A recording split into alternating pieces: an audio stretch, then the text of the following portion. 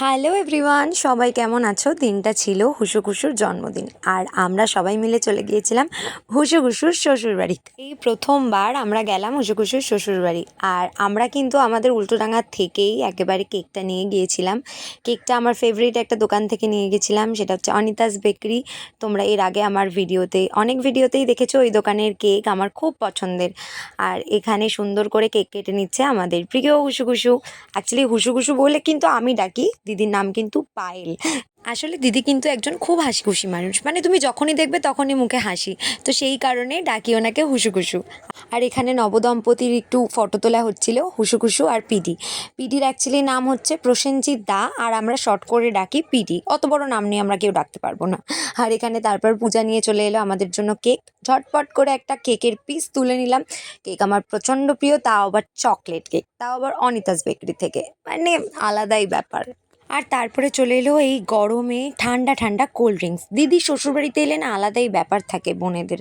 আর এখানে এই যে ম্যাডাম, তিনি তো একেবারে শুয়েই পড়েছেন। আসলে অনেকক্ষণ গাড়ি চালিয়ে এসেছেন, তো ভীষণ উনি ক্লান্ত, উনি ঘুমানোর ধান্দা করছিল, কিন্তু আমরা কেউ তাকে ঘুমোতে দিইনি। আর তারপরে আমরা বসে পড়লাম পিডি আর হুসুখুসুর বিয়ের ফটো দেখতে। এখনও পুরোপুরি ক্লিয়ার করে পুরো অ্যালবামটা আসেনি, এগুলো ফটো। আর তারপরে আমরা একটু বাড়িটা ঘুরে দেখছিলাম। আর এখানে পিডির বাড়ির অপোজিটেই ওইটা হচ্ছে রাইফেল ফ্যাক্টরি, ওখানে একদম ঢিচকাও তৈরি হয়। তো পরিবেশটা কিন্তু ভীষণ নিরিবিলি, খুব শান্ত, আর খুব ভালো লাগছিল। পাশেই গঙ্গা ছিল, গঙ্গায় যদিও আমাদের যেতে দেয়নি, খুব বকাবকি করছিল।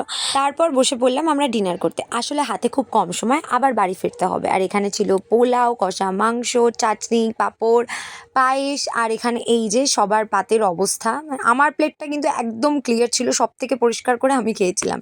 তারপর খাওয়া দাওয়া কমপ্লিট করে চললো বেশ কিছুক্ষণ আমাদের আড্ডা, আর তারপরে বেরিয়ে পড়লাম আমরা বাড়ি যাওয়ার উদ্দেশ্যে। এখানে রাস্তাটা কিন্তু বেশ সুন্দর ছিল, আমরা কল্যাণী হাইওয়ে দিয়ে আসছিলাম। আর এখানে এত পরিমাণে হাওয়া দিচ্ছিল না, আমি হেলমেটটাকে জাস্ট শক্ত করে ধরে রেখেছিলাম।